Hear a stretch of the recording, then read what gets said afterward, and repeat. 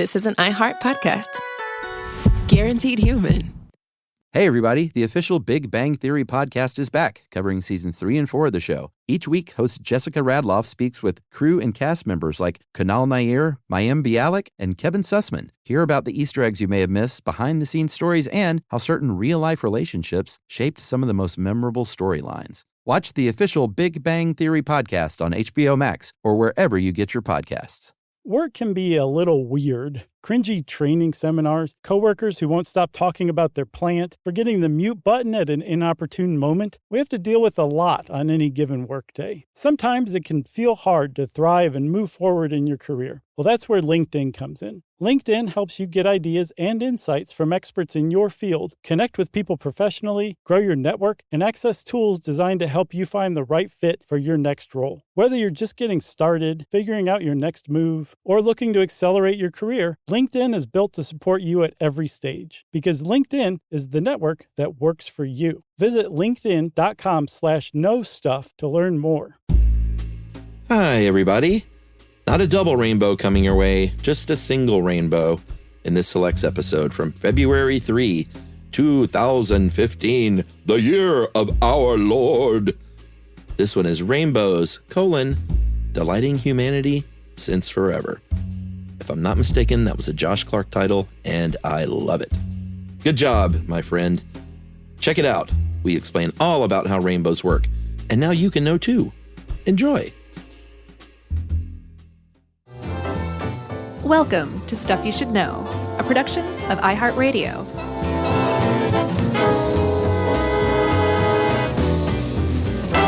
Hey, and welcome to the podcast. I'm Josh Clark with Charles W. Chuck Bryant and Jerry Rowland. Have we ever said Jerry's last name? I don't think so. Well, we have now. It's out there. It's on the internet even. Someone really updated our Wikipedia page. Have you looked lately? It's robust. It even says their producer, Jerry Jerome Rowland. How do they know that? I guess I've said it on the podcast before. I am sure that you have. So how are you doing? I'm great, man. Rainbows. As the author points out, they've inspired countless fairy tale songs and legends. Man, I love rainbows. I think rainbows are just fantastic. They're probably the greatest graphic design of all time. I just think rainbows are great. Well, it is funny when you read the different articles, how people, it's kind of corny when they talk about how they delight and astound, but right. Darn it, when you see a rainbow, even as a jaded, cynical adult, there's no way you can't look and just go, oh. That's pretty neat. Yeah, at the very least, you'll go, oh, a rainbow. If somebody says, hey, there's a rainbow over there, you're going to look up. I don't care. And if you doubt a rainbow's ability to astound adults, all you have to do is look up Yosemite Bear's double rainbow video, which I watched today. It's pretty great stuff. Paul Bear Vasquez. Yeah. Yeah, that guy's... What does it mean? He's so delighted. I know what it means. You're on peyote. You know, next time someone does see a rainbow and say that, I'm going to test everything and just say, so. I'm not even going to look. All right. See if they just think I'm dead inside. Let's see what happens. All right. I'm curious to see whether you can not look. Of course I'll look. So, Chuck, we're not the first to be delighted and amused by rainbows. No. It goes back several years, decades at least. Yeah, they've been around forever. There is a lot of mythology surrounding them because, they're unusual. They don't happen every day. And, I guess they depends on where you live. Sure. But it's not necessarily a normal occurrence. No, I found that the philosopher René Descartes, was the first to describe kind of the modern accurate theory in 1637. Oh, yeah? Yeah. Nice. He's the first one that's like, hey, wait a minute. There's some refraction going on here. Right. Well, most people usually associate that with Newton. Yeah, well, he's the first one to describe the spectrum, right? He was, and apparently I saw this cool video by Philip Ball on The Atlantic that basically it said that Newton just made up the Roy G. Biv spectrum. What do you mean? So the red, orange, yellow, green, blue, indigo, violet is Newton's interpretation of the rainbow. Before that, all sorts of different cultures had different ideas of what made up a rainbow, how many colors there were, what the colors were. And our interpretation of the rainbow spectrum is a Newtonian invention. And a lot of people say, it's not 7, it's actually 6. Indigo, not really there, Newton. And apparently Newton was trying to shoehorn the rainbow spectrum into the musical octave. So he's trying to shoehorn music, which has sound, wavelengths, with light, which has wavelengths, and making them one and the same. But history has kind of shown there's 6. Yeah. We'll go with 6 for the rainbow. So Roy G. Biv, which we learned in school. Oh, yeah. Well, apparently I learned in school. You did too? Oh, yeah, sure. It's just Roy G. Biv. There's no indigo. Yeah. Well, he was busy making his cookies from figs, too. So he had lots of stuff going on. Those are good. Oh, yeah. I can mow on some Fig Newtons. Yeah, because they're good for you. So you can eat the whole bag in one sitting if you want. Yeah, I'd never buy them, but if I see them on, if you give blood or something, they're on a snack table. Right. That's when I get my Fig Newton on. Nice, man. Yeah. So Newton wasn't the only one. Before Newton, there was a whole Celtic legend about the pot of gold at the end of the rainbow. There was God saying, "My bad," after the Great Flood and promising it would never happen again by showing rainbows come out after rains. It's fine, it's stopping. Yeah. We're not going to flood the earth again. Yeah. Of course, you can't find a pot of gold at the end of a rainbow because you cannot go to the end of a rainbow. Yes. You can't go under a rainbow. You can't go over a rainbow. And we'll explain all this why in just a second. Sure. But first, we have to talk about, to get to the bottom of how rainbows work, which to me I think is awesome. It's one of those things where, okay, this is how it works. We understand it now. Yeah. I love science stuff like that. Baked in science. Yes. Yeah. Just done. Mm-hmm. It's not like scientists think this is what's happening, and that's probably true, but that remains to be seen. This is one of those ones where, we know how rainbows work, and here's how. Yeah. But to get to the bottom of rainbows, we have to understand how light works first. Yeah, and I thought this article, even though there was a lot more digging in to do, I thought the shopping cart explanation for basically how light travels was pretty darn good. Fantastic. One reason they say visible spectrum is because the light is moving so fast that you can't see it. It's and the combination of all those is white light. Like the sun is white light because all those colors are superimposed on one another. Okay, yeah. But when it hits a water droplet or something else, it's going to slow down enough, and we'll get to all this, to where you can see those individual parts of the spectrum. Right. And that shopping cart explanation, like you said, it definitely simplifies the whole thing, and it's not quite right, but it does a pretty good job of illustrating the principles that are going on, Yeah, so basically light is moving at different speeds depending on what kind of medium it's traveling through. Right. So like I said, when it hits water, it's going to slow down a lot. That's going to change its speed. If you're pushing a shopping cart, the asphalt is the medium. Right. If you push it onto grass, it's going to slow down. That's a new medium. It's a new medium. It's transitioned from one media to another. That's right. And if you hit that grass at an angle, and we've probably done this, if you were able to steal a shopping cart as a kid, you were pushing your friends around in it. Right. You're hauling through the neighborhood, and you hit that grass at an angle, and it's going to take a really sharp turn because that front right wheel, let's say, is going to hit the grass, and all of a sudden, really quickly, it's going to be traveling at a much slower speed than the rest of it. And your friend's going to tumble out, and everyone's going to have a good time. Exactly. Just wear your helmet. So that imagine that the shopping cart is a photon of light, or a beam of white visible sunlight, and the grass is a prism. Yeah. So the parking lot was air, and it was moving through just fine, no problem. But when it hit that prism, it slowed down. Yes. And because it came at an angle, one side of the light hit sooner, and it made it turn. And that is called refraction. The bending of light is refraction. Yeah, and in the case of a rainbow, that prism is a raindrop. So, this is the simple, quick version. We'll get more detailed. But when it hits that raindrop, it's going to slow down, and it's going to bend. Right. So depending on the refractive index, which is how much light bends depending on the wavelength, the wavelength of light, which is another term for color, Sure. is going to bend at a different angle. Yeah. So when that visible light, which is all the colors of the visible spectrum combined, hits a prism and it bends. Or a raindrop. Right. It bends at different angles because the wavelengths are different. Yeah. And so that visible light comes undone into Yeah. its component wavelengths, which are all the colors of the rainbow, and they spread out. It's called dispersion. Right. Yeah.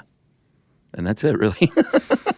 But like I said, in this case, we're talking about rain. And because rain is, raindrops are all different shapes and sizes, it's not going to be as consistent as like a prism might be, but it's going to have the same effect. It's going to hit the raindrop. It's going to slow down like the wheel digging into the grass of the shopping cart, and it's going to refract. And some of it's going to keep going, some of it's going to bounce back, but the different color is going to bounce at a different angle, and it's all relative to where you are on the ground. Like two people see the same rainbow. Right. So It's all subjective. Right. So when light hits the prism and it bends, like you said, because the different lights have different wavelengths, different colors have different wavelengths. Red has the longest wavelength, so it bends the least. Yes. I believe violet has the shortest wavelength, so it bends the most. Yeah. But because these different wavelengths, they bend differently, so that the light spreads apart. And when it exits the prism, it bends again, and it forms that spectrum of separated light. Yeah. Separated out. And this, if you notice, we keep saying the word bend. That's why a rainbow is an arc instead of like a right angle, because the light is bending. So, Chuck, we've been kind of teasing this a little bit, but we'll get into exactly how you go from prism to raindrop, and hence to rainbow right after this.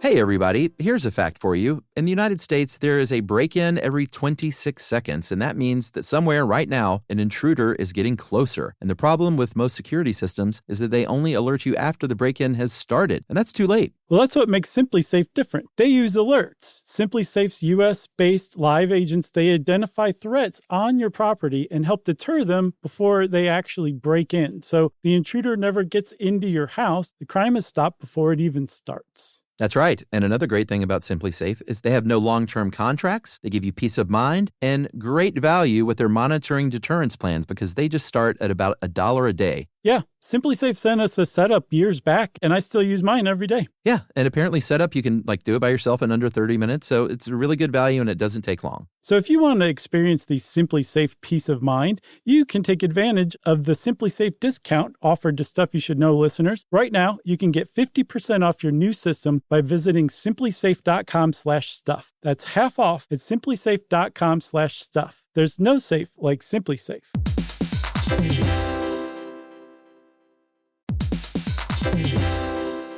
Work can be a little weird. One minute you're in a meeting that could have been an email. The next you're trying to decode corporate jargon that somehow means nothing. And don't even get us started on the quick sync that turns into a 45-minute deep dive. Yeah, well, the truth is figuring out your career isn't always straightforward. Whether you're trying to grow, pivot, or just stay relevant, it can feel like you're navigating it all on your own. Well, that's where LinkedIn comes in. That's right. LinkedIn can help you grow your career, helping you confidently navigate your path with insights, ideas, and inspiration from your professional community. You can stay up to date with the latest trends in your field, connect with people who get it, and discover opportunities tailored to your goals, your experience, and what actually matters to you. Whether you're looking for something new or just trying to grow where you are, LinkedIn gives you the tools and connections to move forward with confidence. Because LinkedIn is the network that works for you. Visit linkedin.com/knowstuff to learn more.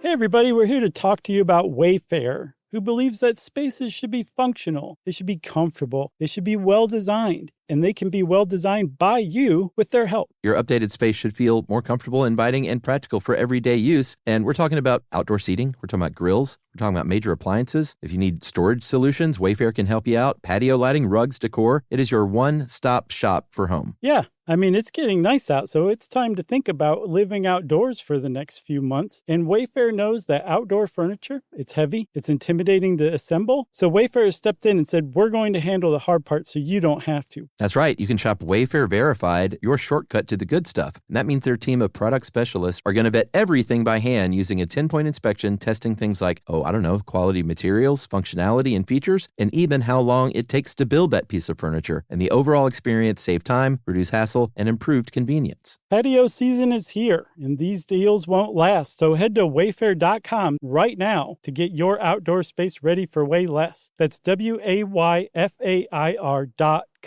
Wayfair, every style, every home.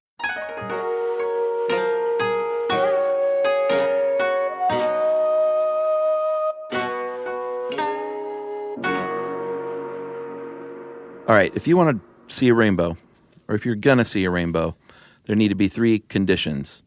The sun's got to be behind you. Big one. You're going to have moisture in front of you. Right. And the sun must be shining. Those sun's rays must be shining at 42 degrees of what's called the anti-solar point, which is basically where the shadow of your head is on the ground.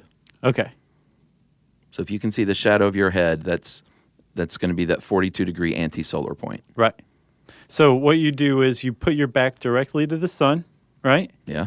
And then turn 42 degrees, which I guess if it were negative 42 degrees, you'd be turning to the left. So I guess you'd be turning to the right a little bit, about 42 degrees, which you can kind of measure off in your head. It's not quite 45 degrees. And if you're looking at rain and the sun's behind you, yeah, you're going to see where that 42 degrees is, because once you hit that point, there's your rainbow. Yeah, but I mean, you can move your body around and still see the rainbow. I mean, it's where the sun is hitting. The sun's got to be hitting it at 42 degrees. I see. Okay, so Chuck, it doesn't matter then where your head is. It's the raindrops relation to the sun. It is the needs sun's, to be 42 degrees to produce a rainbow. Yeah, the sunshine must be hitting it at 42 degrees. Okay, so let's get back to basics again for a second. When the sunlight hits the raindrop, each individual raindrop is acting like a prism, right? That's right. So that visible white light is hitting a raindrop. Yeah. It's hitting it at an angle. It's going kaboom into like a colored spectrum inside the raindrop. Mm-hmm. And then it's going to refract again, exiting the raindrop. So it bends again. Yeah. And it comes back at you. Right. The thing is when you see a colored light wavelength from a raindrop, you're not seeing the whole spectrum. You're not seeing millions of little rainbows. You're seeing one big rainbow. That's right. And the reason why is because each individual raindrop, depending on its relation to you and I guess to the sun, is shooting one color at you. That's right. It's shooting all colors at you, but you're only picking up on one color because there's only one color from a raindrop that is angled correctly to you in your line of sight. Yeah. So that it's the only one you're picking up on is red. That's right. And then all of the raindrops around that raindrop are doing the same thing. They're shooting about in relation to your line of sight. Yeah. Red toward you. But then the raindrops a little lower than that are shooting yellow.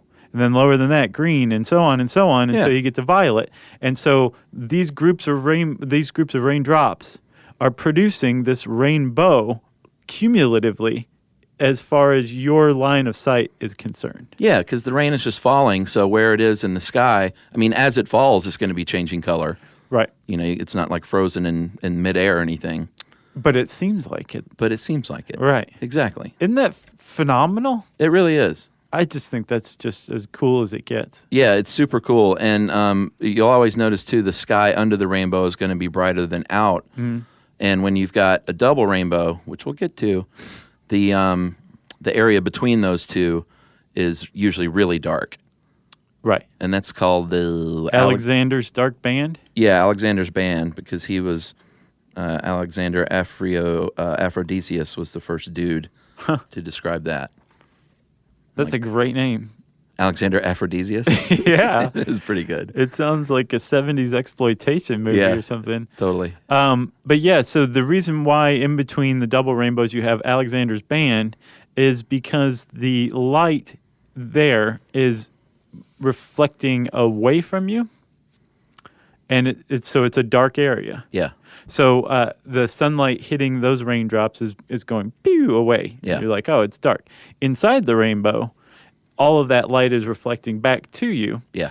And you're seeing all of the different colors come at you, and they're recombining into visible light, so there's no color. It's just bright sunlight in the middle. Yeah, and that, sunlight, they also always describe it as white. I mean, sunlight is all the colors. We just, can't see it. Yeah, we should really do a whole how color works episode. Yeah. It's fascinating stuff. But yeah, depending on whether you're a painter who's mixing chemical color, whether you're a chemist or a physicist, white is either the presence of all colors or the absence of color. Right. It's kind of mind-blowing. We should totally do how color works. Well, I guess after this break, we'll talk a little bit more about the double rainbow all the way. And even, we'll just leave it at that. What does it mean?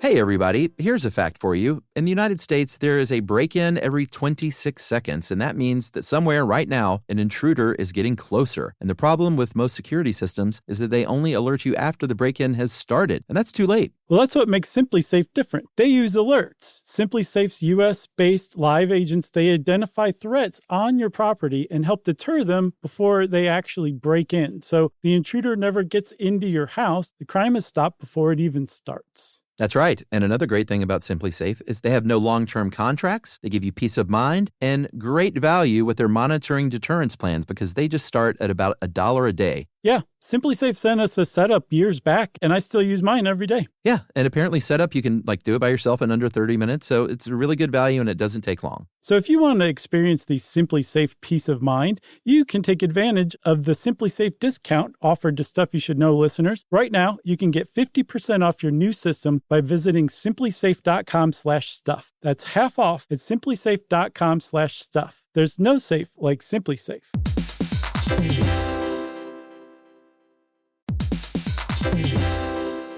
Work can be a little weird. One minute you're in a meeting that could have been an email. The next you're trying to decode corporate jargon that somehow means nothing. And don't even get us started on the quick sync that turns into a 45-minute deep dive. Yeah, well, the truth is figuring out your career isn't always straightforward. Whether you're trying to grow, pivot, or just stay relevant, it can feel like you're navigating it all on your own. Well, that's where LinkedIn comes in. That's right. LinkedIn can help you grow your career, helping you confidently navigate your path with insights, ideas, and inspiration from your professional community. You can stay up to date with the latest trends in your field, connect with people who get it, and discover opportunities tailored to your goals, your experience, and what actually matters to you. Whether you're looking for something new or just trying to grow where you are, LinkedIn gives you the tools and connections to move forward with confidence. Because LinkedIn is the network that works for you. Visit linkedin.com/knowstuff to learn more.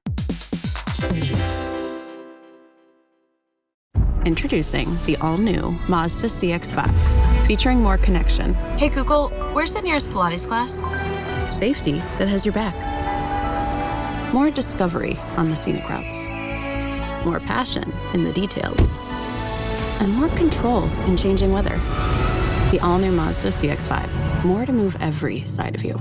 See it in 5 films at MazdaUSA.com/5sides. Google is a trademark of Google LLC. Sequences shortened and simulated.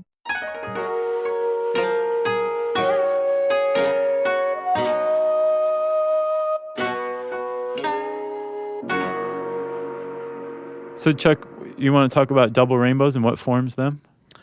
It's pretty much the same thing, right?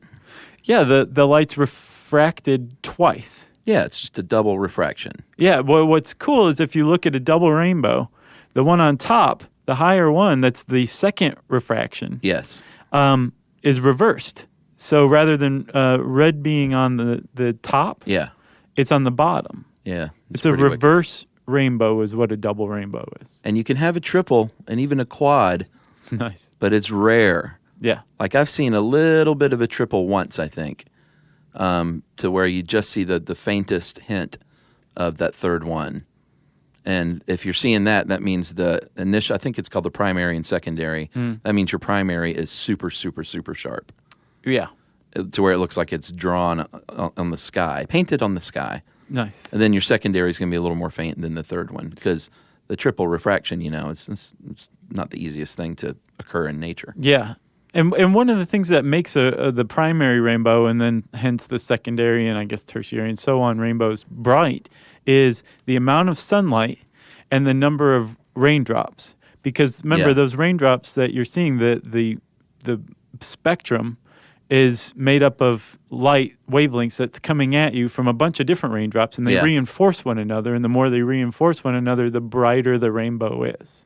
Yeah, and I feel like I usually see rainbows when it's not raining where I'm standing. Right. But that doesn't matter. It's, you can be being rained on and still see the rainbow? Well, yeah, but it's like sometimes it's like a super light rain where it has just rained really hard. Maybe it's tapering off or maybe stopped altogether. Right. But the point is where the rainbow is, it's not like I said earlier, you can't drive up to a rainbow. Like, I'm going to go up and find that thing because it's just a perspective trick, basically.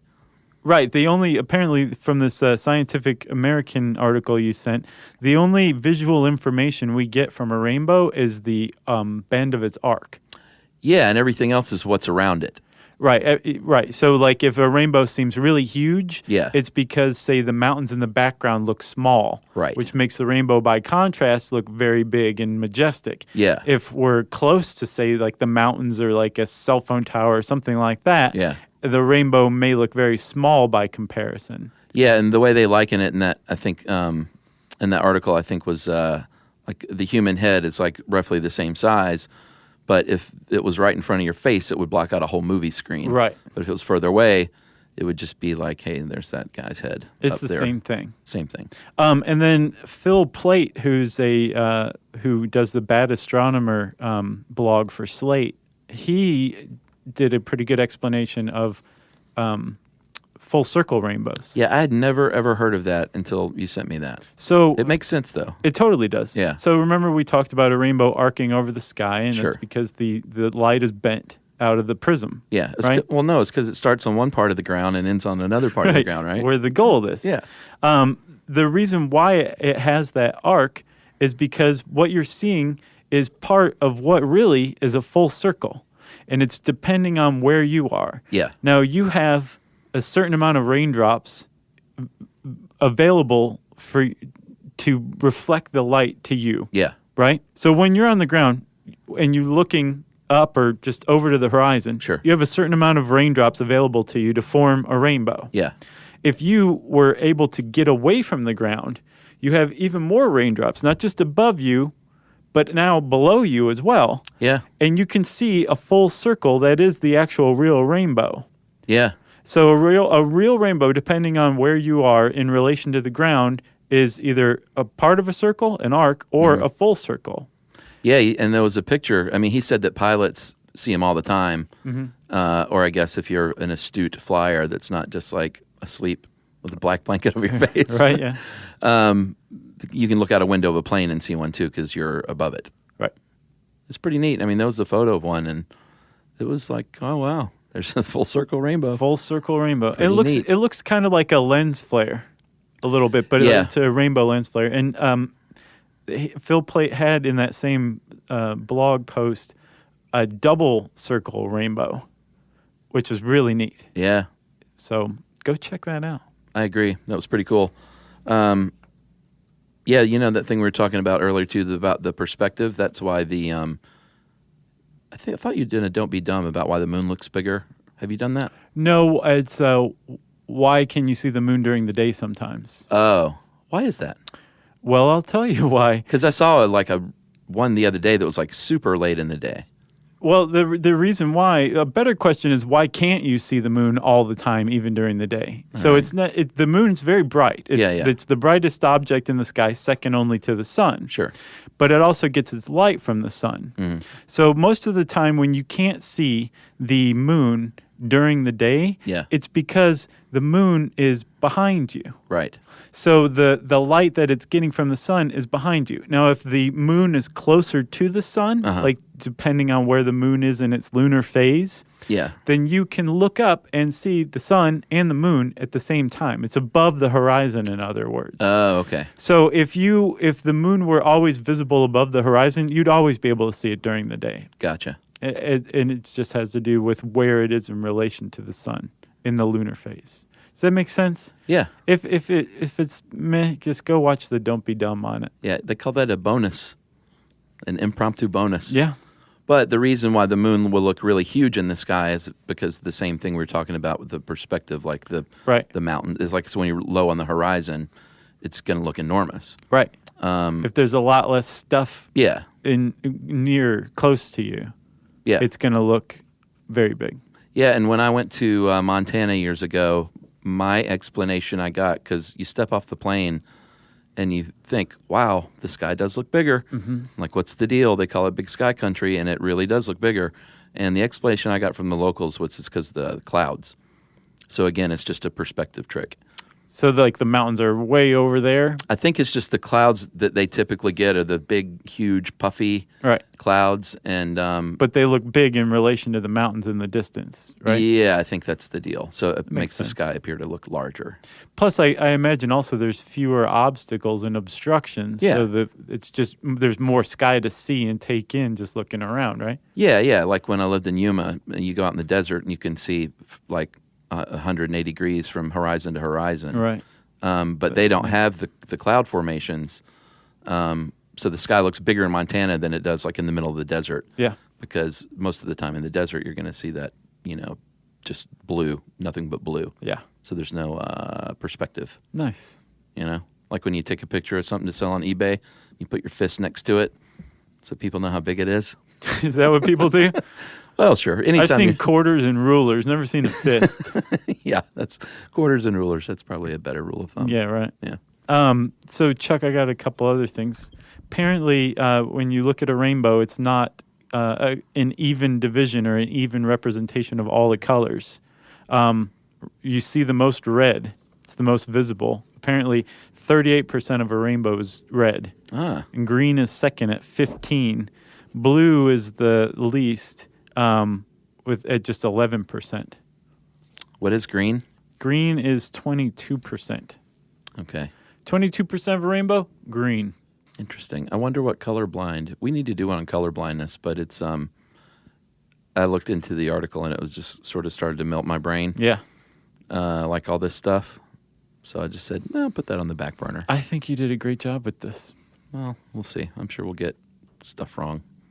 And lastly, the LGBT rainbow flag, designed in 1978 by a guy named Gilbert Baker. Really? And it used to have 8. It had turquoise and hot pink on it before. Yeah? But apparently they ran out of fabric for hot pink because the things started to take off. So they discontinued that. And I think the same went for the turquoise one too. Interesting. So they just went with 6. And now it's a shining monument for establishments. Right. For people to say, I want to go in there, and some people to say, I don't want to go in there, sadly. Right. Yeah. We went to a gay bar in Philadelphia one afternoon, and I say by accident, not like it was a big deal. Was it the Blue Oyster? No, and it was in the afternoon, so there was just, you know how it is in some bars in the afternoon. There's like the serious regulars are in there. Sure. It doesn't matter. Gay, straight, whatever. Yeah. And they were very cool guys, and they were like, and it was a big group of us, and I think they were like, you're in a gay bar, right? And they were kind of pointing that out. And I was like, oh, well, great. Serve me a Bloody Mary then. Right, exactly. Like, I didn't know if he thought we were, I think he knew we were from out of town. Sure. So he was like, just to let you. Yeah, like, he didn't want any trouble. Oh, gotcha. I was like, we're not like that, my friend. That's good. It's a happy accident. That was a good ending to the rainbow episode. Yeah. If you want to know more about rainbows, go check out our article on the site, Rainbows. Just type that word into How Stuff Works. Go check out that Slate Post and Scientific American and the Atlantic. Some good stuff out there. And I said a search bar, I think, in there somewhere, which means it's time for listener mail. That's right. I'm going to call this Pliny the Beer. And this is from Corey. And I think Corey's in San Francisco. Hey, guys, love the podcast. I was listening to Cinnamon today, and there was an exchange about Pliny and a comment that there was one and only. I think anyone in the Bay Area would know that there are two Plinies, the Elder and the Younger. That's because one of our local breweries has a beer called Pliny the Elder, which is known by beer aficionados as one of the best beers out there. In fact, it sells out weekly from local groceries. They also make, though, a Pliny the Younger, which only comes out for 2 weeks a year. People wait in line for hours just to get a pint. And there is also a real historical Pliny the Elder and Pliny the Younger, who is his nephew. I didn't realize it was his nephew. And that is from Corey, and I did look it up because the 2 weeks thing, I did not believe it, but I just, sometimes you want to see it with your own eyes. Uh-huh. And Pliny the Younger is a triple IPA. Oh, wow, that sounds awesome. Named for the nephew and adopted son, evidently. And it is pub draft only. They don't even bottle it. Very limited distribution locally, and it's seasonal. So for just 2 weeks a year in February. At the Bay of Bengal. You can get it in a bar, I guess, in San Francisco. Nice. And it is a 10.25%er. Wow. Yeah. As opposed to 8 for the Elder. Huh. And they're both IPAs? Yeah, one's the double and the triple. So that is alive. Yeah, and you can get the Pliny the Elder in the bottles. It's not quite as exclusive. We'll have to try that on our tour. Yeah, I guess only the Elder, unless someone... unless we luck out and happen to be there during that 2 week period, huh? Well, no, it's in February. We're going to be there in March. Is that what you said? Yeah. But if there's a bar out there that maybe wanted to just say we're pour out... a pint, put it under the bar, save it for a month for us. We'll be there. I don't think that's going to happen. If you want to correct us after we get something flagrantly wrong, like we did with the whole Pliny thing, you can tweet to us at SYSK Podcast. You can post it on Facebook.com/StuffYouShouldKnow. You can send us an email to StuffPodcast@HowStuffWorks.com. And as always, join us at our home on the web, StuffYouShouldKnow.com. Stuff You Should Know is a production of iHeartRadio. For more podcasts from iHeartRadio, visit the iHeartRadio app, Apple Podcasts, or wherever you listen to your favorite shows.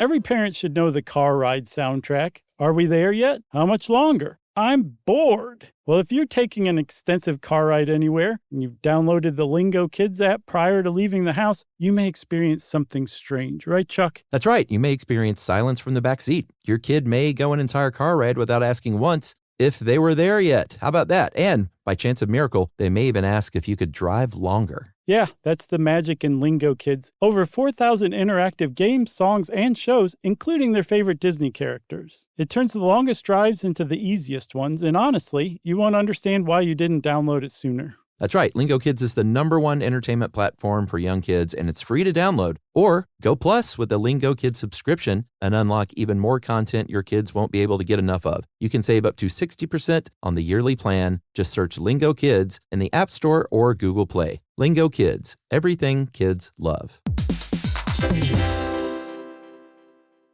You know, you could be adored by everyone and still completely ignored by your cat. Trust me, I know. But if you feed your cat Sheba, you can go from being ignored to truly adored in 12 days guaranteed or your money back. Sheba has a full menu of products, appetizers, entrees, treats, even a kitten's menu. It's so cute. So Sheba has a product for even the pickiest eater. Like Sheba Puree, it's made with bone broth, they are chef-inspired flavors, it's got a smooth and creamy texture that cats love, and contains no corn, wheat, soy, or artificial flavors. It's food that your cat's gonna love. To learn more, check out Sheba.com. That's SHEBA.com. Stuff at Sea is a 5-night, adults-only sailing trip that brings the Stuff Podcast universe to life on board. This voyage is a culture-soaked escape where pink sand paradise meets curious minds. Sailing round trip from New York City to Bermuda on October 2nd to 7th, 2026, this voyage drops you straight into the iHeart Podcast Stuff universe. On top of the adults-only experience you already love, you'll get live podcast episode recordings, behind-the-scenes sessions, themed activations, and more unmissable onboard moments. Learn more at virginvoyages.com/stuff. This is an iHeart podcast. Guaranteed human.